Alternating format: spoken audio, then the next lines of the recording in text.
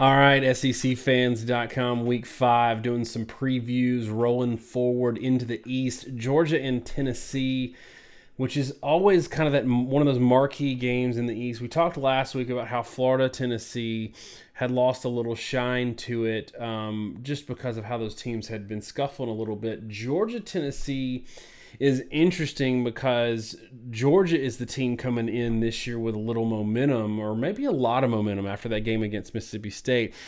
But Husky's here to run the numbers with me. We've got a computer model for y'all this week so we can maybe back up our gut position with a little bit of data for once.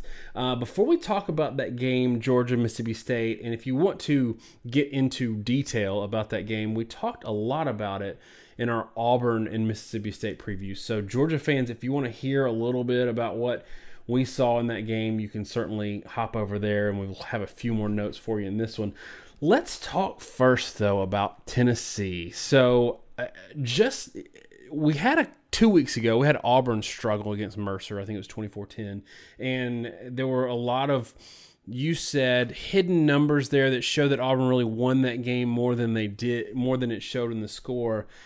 Is that the same kind of thing with Tennessee 17-13 over UMass, or are alarm bells ringing and ringing loudly? I suppose that it may be Christmas because I hear a lot of silver bells ringing.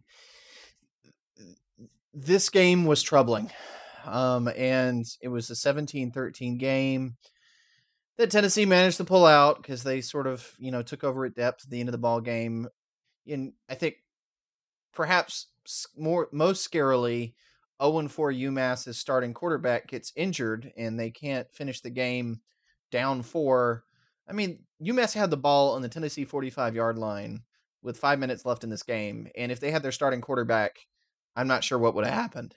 And the reason for that, more than anything else, more than the fact that I'm sure everybody's really worried about Tennessee's offense, I'm really concerned about Tennessee's defense. I know they only gave up 13 points.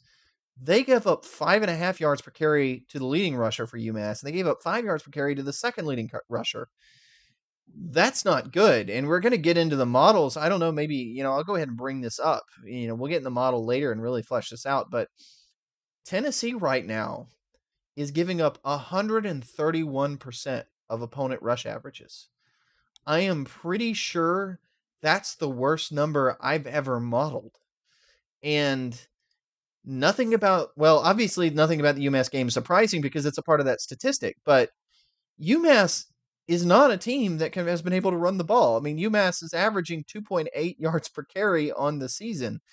And the fact that they were able to average, nominally 4 yards per carry, but that factors in stats. And honestly, when you were looking at just the quarterbacks, Massachusetts was averaging about 5.3 yards per carry. I mean, that's insane. And, I think we all sort of appreciate the fact that if you cannot stop the run in the SEC, you're in trouble. And when you can't stop the run in the SEC on a team that can only run for 2 yards per carry against Old Dominion and 2.8 yards per carry on Hawaii, 3 yards per carry on Coastal Carolina, you've got some serious issues.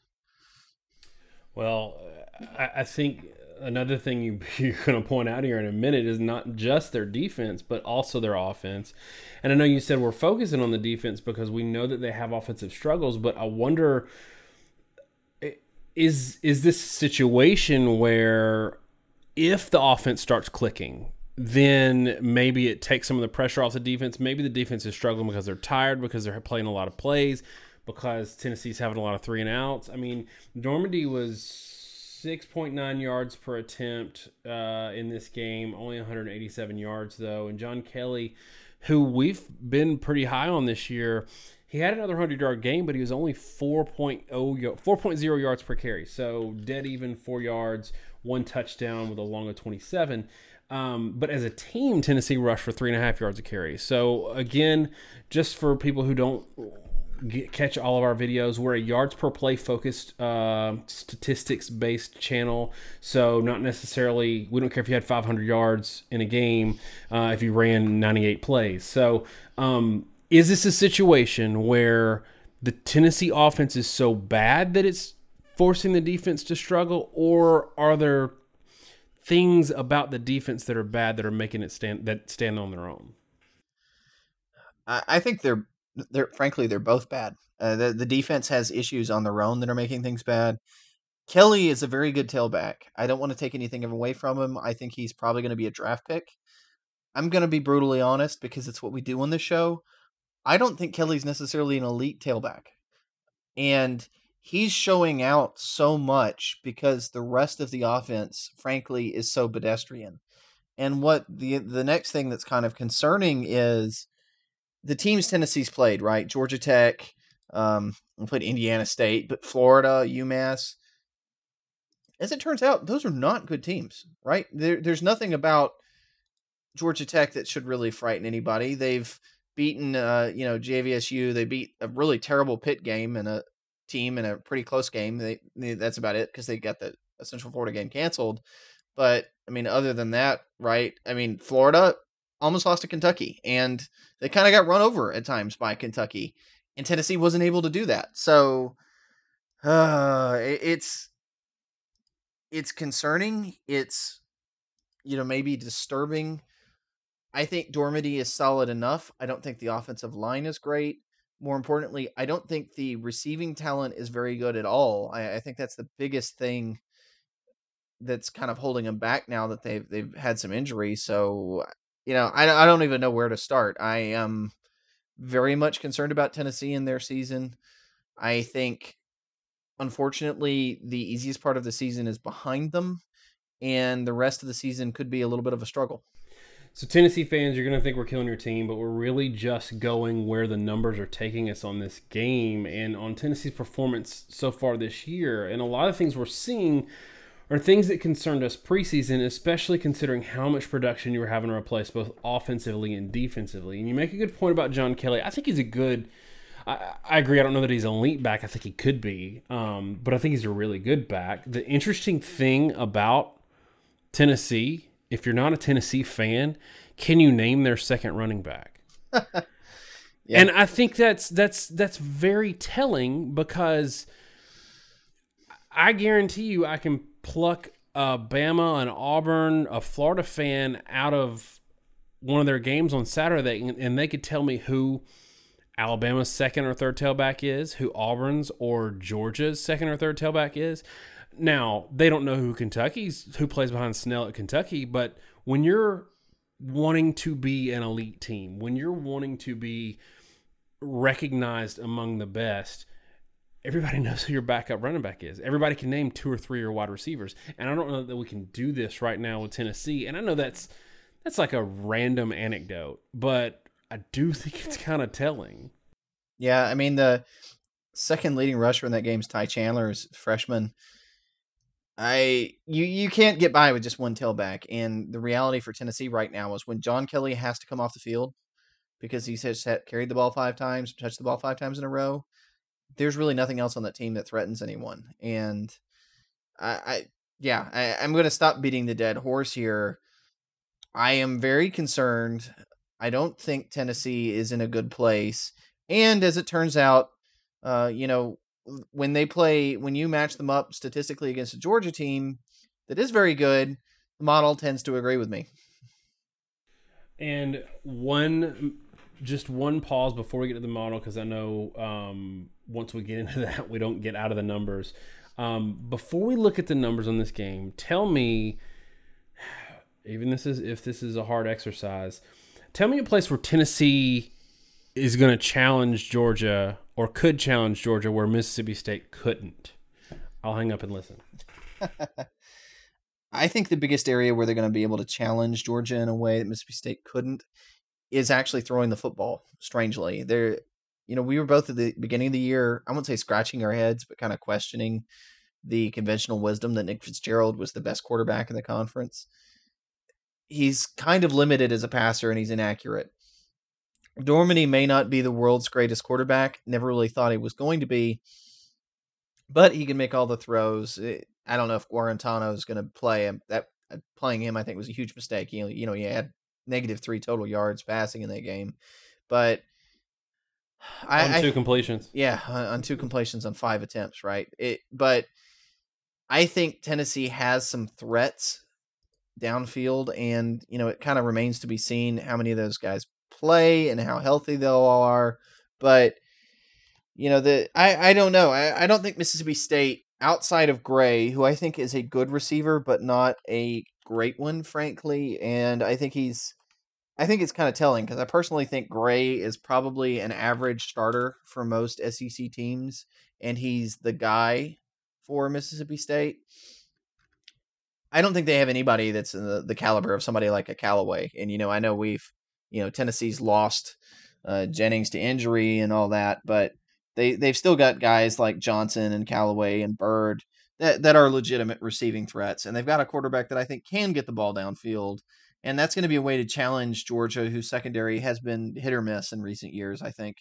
And in part, I think because teams in the East so rarely can throw the football at all.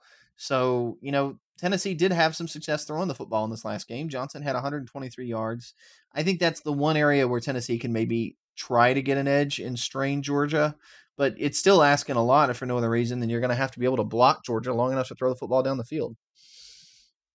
All right, so Tennessee fans don't think that we're just killing them off our gut. Let's show them what the numbers say and get into the model, and maybe it'll sort of support what we've been saying so far. Yeah, the model basically backs up what I've been saying, and it really comes down to the fact, as much as we talked about Tennessee, mainly because we talked about Georgia, and I gushed on them so much last week in the Mississippi Georgia preview, I thought Georgia was going to win the game handily against Mississippi State, and they did. Georgia is one of the best East teams in years, in my opinion. I think this is a much improved Georgia team, and everything we say on this show is relative to the opponent. We try to be as straight as possible, and the fact of the matter is Tennessee is not a horrible team, but they're not a great team. And Georgia probably is a great team, and it's going to be a tall task for them to beat them. Georgia is giving up at this point 60% of opponent rush averages. Tennessee's giving up 131%. So that right there is one of the starkest contrasts that I can remember doing in any game that we, bothered to model. In pass defense, Georgia's very good, 76%, but probably not quite what they have been in other areas. Tennessee in pass defense is really not great at 92%, given the fact that you have, like a Georgia Tech team in Florida and Massachusetts in there. And I know I'm talking about opponent averages, but you still have like UMass's competition. When you're saying that you are 92% as good as Hawaii or Old Dominion, that's what we're saying. And that's not really a good sign. So, the yard per play total predictions, it's stark. Georgia is predicted to get 7 yards per play, over 6.5 per run, or right at 6.5 per run, over 7 yards per pass. Tennessee is not predicted to be able to move the ball hardly at all. 2.8 yards per carry, 4.6 yards per attempt, only 3.7 yards per play to Georgia's 6.9. And I want to be careful. I want to repeat, even though we're not going to go all the way over the model. This model is designed to be as objective as possible. I don't tweak any way that I do any of my calculations week to week. So this is the same sort of predictions that we've been making for the past few years. And these same predictions are saying that Tennessee's offense, partly due to how good Georgia's defense is going to be impotent in this ball game. All that said, it's actually kind of remarkable to me that this predicts it to be a 31-13 score from Georgia and Tennessee. It's hard, honestly, to kind of explain why that is. I think the largest point is that Tennessee scored 17 points with 4.5 yards per play and only 20 points with 6. So as far as the model is concerned, Tennessee kind of scores 20 points no matter what. And it doesn't really know how low they could go with how bad they could be. There's no floor here for the model to sort of estimate.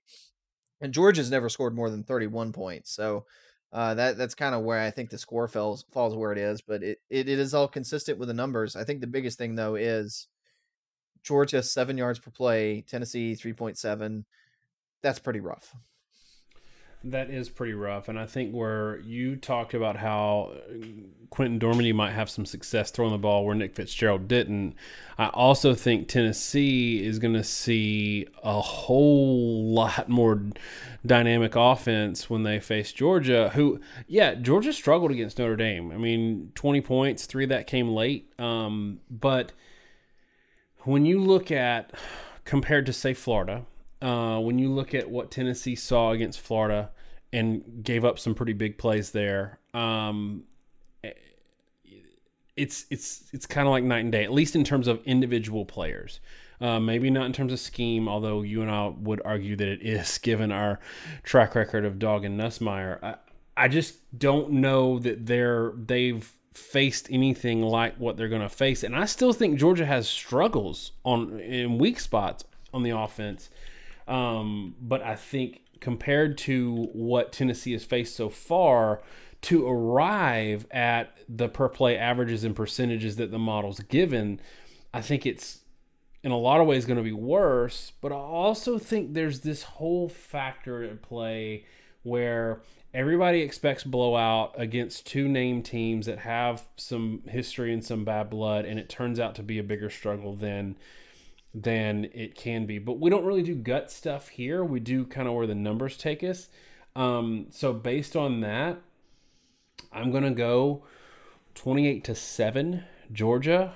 And as always, I'm going to give you the opportunity to tell us again what the model said, and then tell us whether or not tell us if your gut score deviates from the model and what it is. Again, the model here is Georgia 31, Tennessee 13. And honestly, I think that's pretty accurate. I think it would be a little different if Georgia had shown signs that they were a better run team, which people will be shocked, right? You have Chubb, you have Michel. A lot of people, maybe Georgia fans, are upset at that. The offensive line hasn't gotten as much push as it should have. And then Georgia's best game so far was 5.3 yards per carry against Samford. So they're not a dominant run offense. And if they were, I think that this would be a lot, bigger than it would be in terms of point spread. But I don't understand the 7-point Vegas line in favor of Georgia, honestly. I don't get it. I don't know why it's only 7. Nothing in the model backs that up. I don't frankly think it makes sense. I think this is a 31-14 game at best. I honestly think if this game gets away from Tennessee a little bit, and I think it may, because I don't know that Dormady has the arm strength to push the ball downfield enough to score in a single play, I think this gets more out of hand, and I actually personally think the game's going to be more like 34-6. So, I mean, that it is what it is. I've been right with Georgia so far this year in picking their games. And we'll see if I'm right. Except I picked them to win the East, and you picked Florida. Okay, so I'm maybe going to remind Georgia fans of that every week, that I picked them to win the East in our preseason show, and you picked Florida. But yes, with games. Hey, I owned up to that. The moment the season started, and I got to look at what Florida is this year. Man, their linebackers are terrible, man. I'm going to harp on that all season. That's the worst linebacking core I've ever seen. But yeah, no. Georgia is the clear favorite in the East. And they're just a very, very good team. All right, so give me I'm going to do a little different for this game than we have on the others. Give me a defensive MVP for Georgia and for Tennessee. Oh, defensive MVP for Georgia and for Tennessee. I think the defensive MVP for Georgia is probably going to be the same player that's been making an impact all season, and that's probably Lorenzo Carter. Roquan Smith is not getting nearly enough credit for what he does sideline to sideline, but it's because Lorenzo Carter makes the big splashy play. Given that Tennessee doesn't have a whole lot of creativity in the offense, it lets Carter sort of pin his ears back, and I think he makes a couple plays that really break this game open. Tennessee defensively, now that's a lot tougher. If I were to pick one guy that would be the defensive MVP, I would actually lean more to one of the big guys in the middle, your Vickers types defensive lineman, but that's not going to be the guy that necessarily shows up in the stat line. I think it's going to be one of probably like Kongbo or Shaq Wiggins in the pass game, probably make a couple plays. I could see Kongbo getting back there and causing some disruption. But honestly, I don't see Tennessee's defense doing a whole heck of a lot to slow Georgia down. So, in that sense, maybe Tennessee's defensive MVP is their punter, and his ability to make Georgia march along field. That's probably going to be the best weapon they've got. We made it this far without talking about Tennessee's special teams. I'm not going to go there. That's an inside joke to you Tennessee fans if you're still hanging on. I think Tennessee defense will actually bottle up Fromm early. but I think there's so many. There's such a disparity in athletes and depth that at the end of the game, they're just going to run. They're going to get 6 yards whenever they want it. Okay, that's it for Tennessee, Georgia. I hate that this game that usually has so much shine on it has lost a little bit of that because of where Tennessee is so far in this year. But, they had that stretch in the middle of the season. They started out slow last year and had that stretch in the middle of the season where they really got rolling. So maybe they can shake the cobwebs off and move on from there.